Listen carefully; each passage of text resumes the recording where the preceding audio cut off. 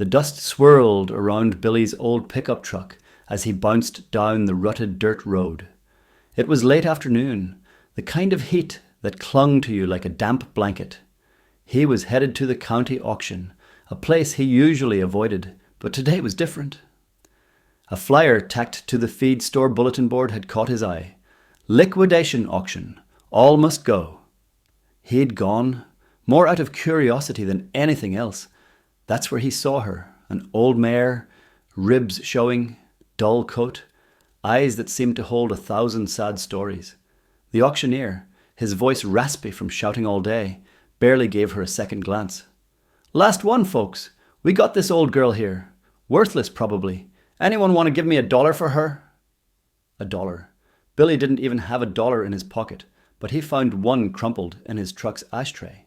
He held it up. "I'll give you $1 for her." A ripple of surprise went through the small crowd. Most people were there for the tractors and tools. The auctioneer, a bit surprised himself, slammed his hammer down. "Sold! To the young man for $1. Billy paid, signed some papers that felt hollow and meaningless for a horse he probably couldn't even ride, and watched as they led the old mare into his trailer.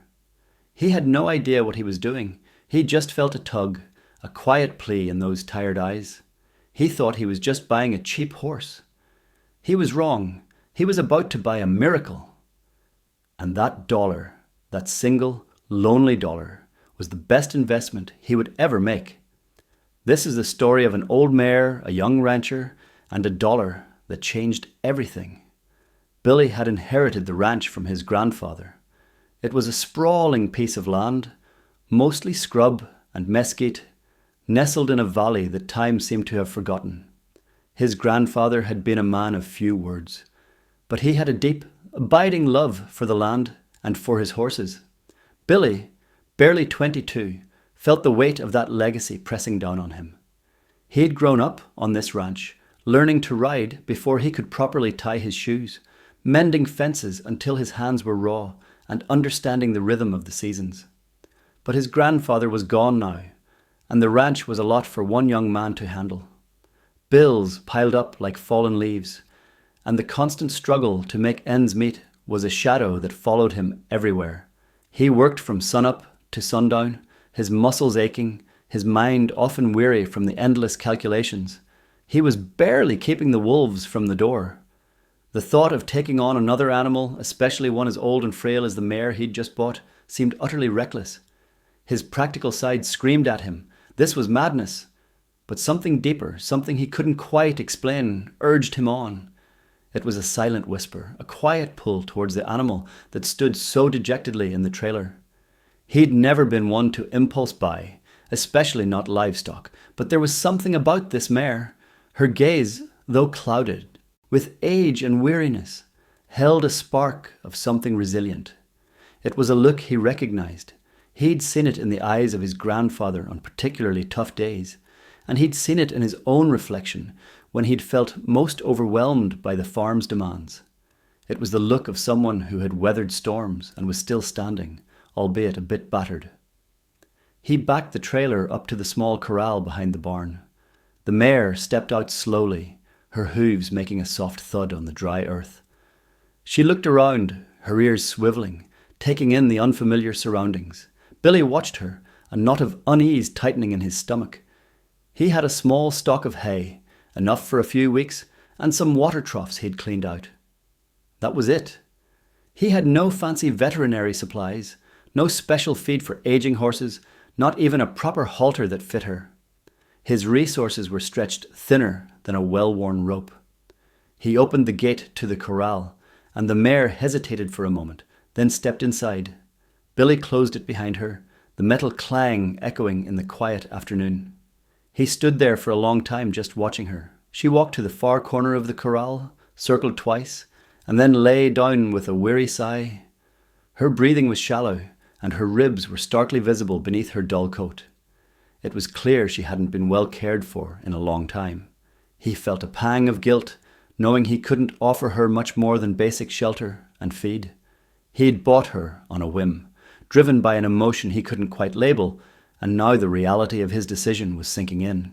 He'd spent the last of his spare cash on this dollar mare. What was he going to do with her? He kicked at a loose stone with the toe of his boot. His grandfather had always preached about responsibility, about making wise choices. This felt like the opposite of wise.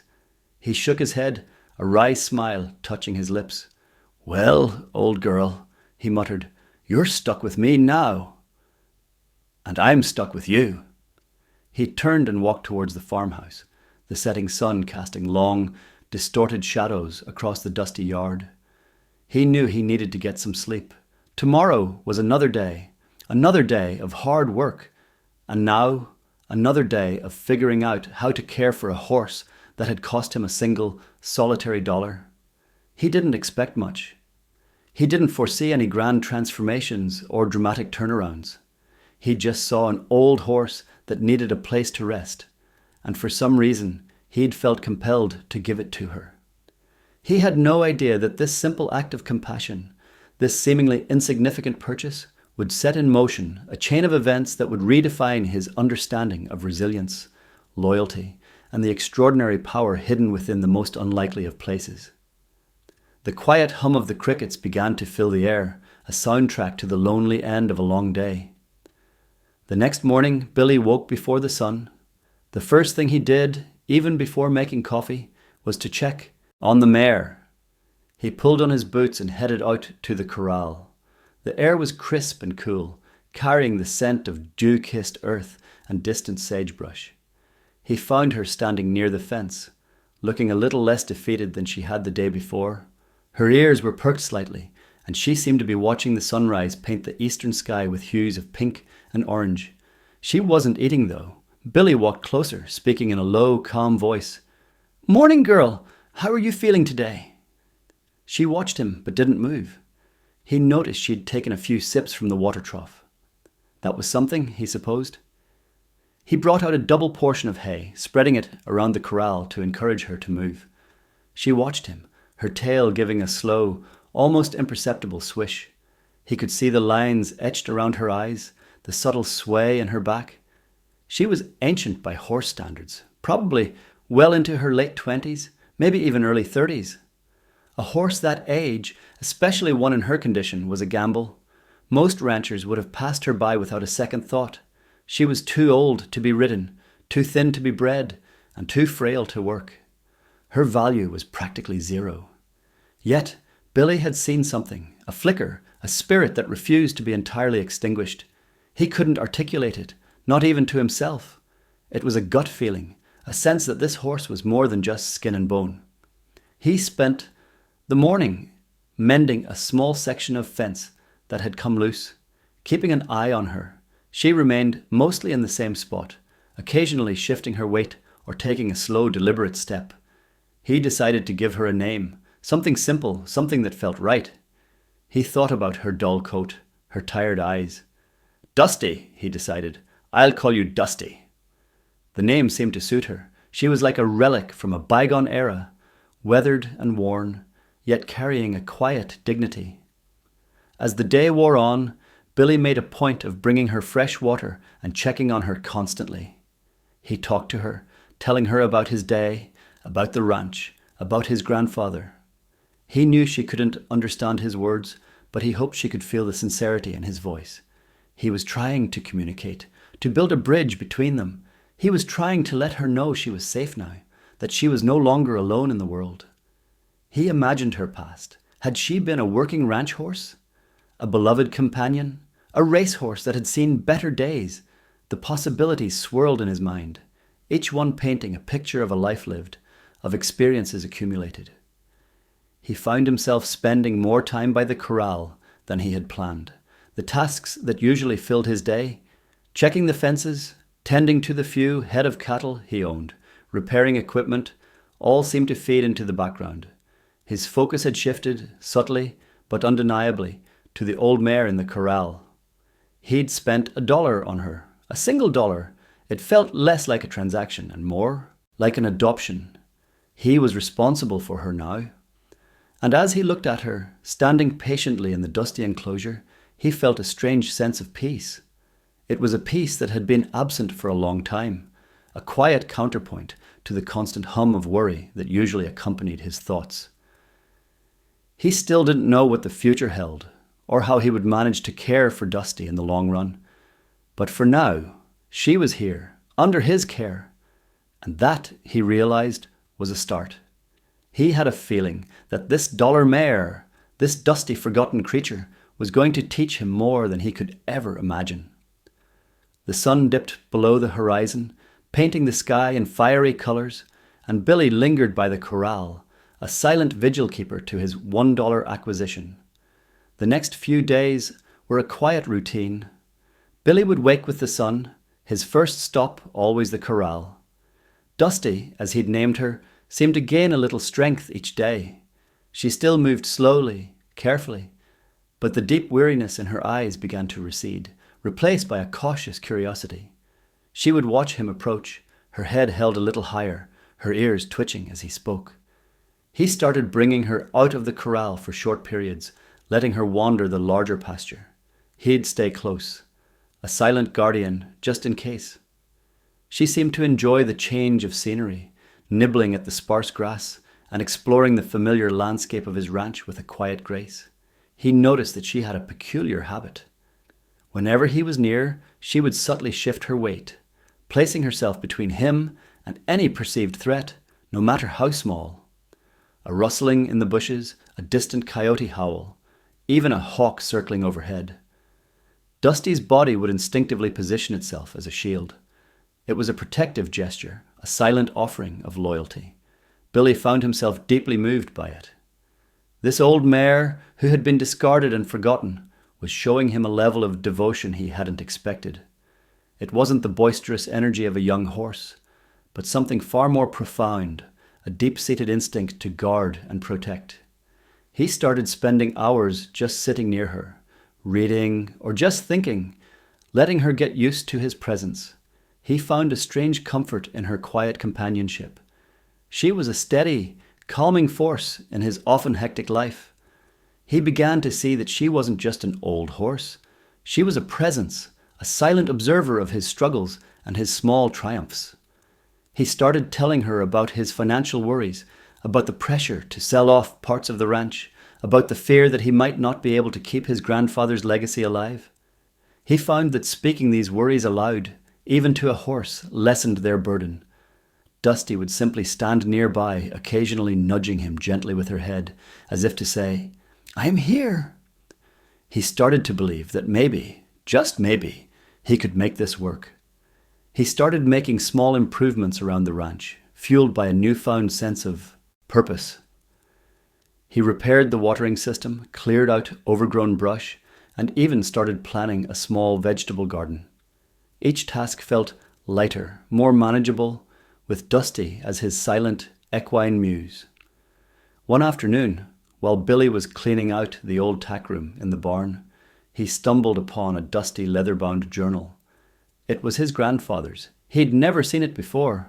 He opened it carefully, the pages brittle with age.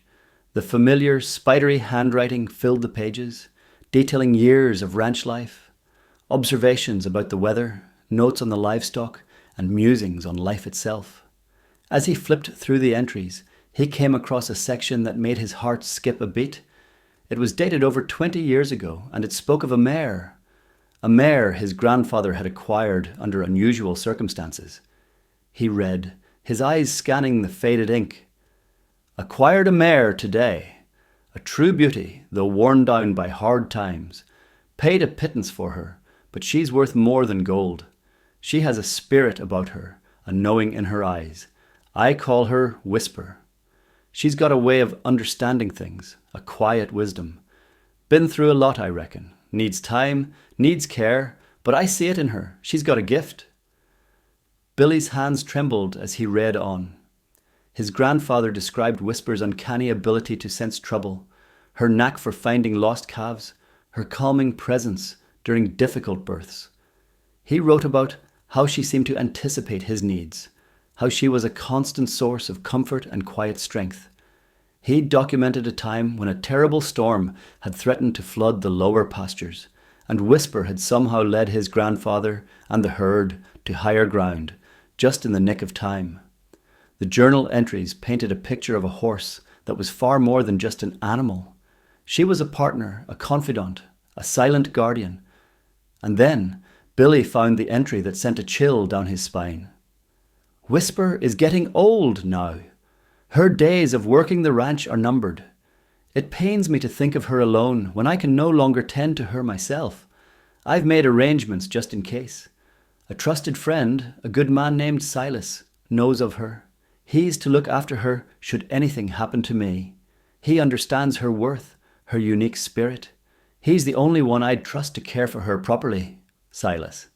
Billy knew the name. Silas was an old rancher who lived a few valleys over, a man his grandfather had spoken of with deep respect.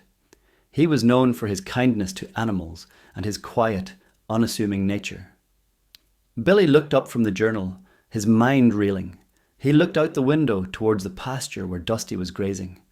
Her coat, while still faded, seemed to catch the afternoon light differently now. Her movements, though still measured, had a certain fluidity. Was it possible? Could this dollar mare, this dusty old horse, be Whisper? The mare his grandfather had cherished, the one he had entrusted to a friend named Silas? The idea was astonishing, almost unbelievable. The coincidence felt too profound to ignore. He rushed out to the pasture, his heart pounding. Dusty looked up as he approached, her ears tilting forward. He knelt beside her, running his hand along her weathered flank. He looked into her eyes, searching for something, anything, that would confirm his burgeoning suspicion. They were still old eyes, still filled with the wisdom of years, but now, to Billy, they seemed to hold a new light, a hint of recognition, perhaps.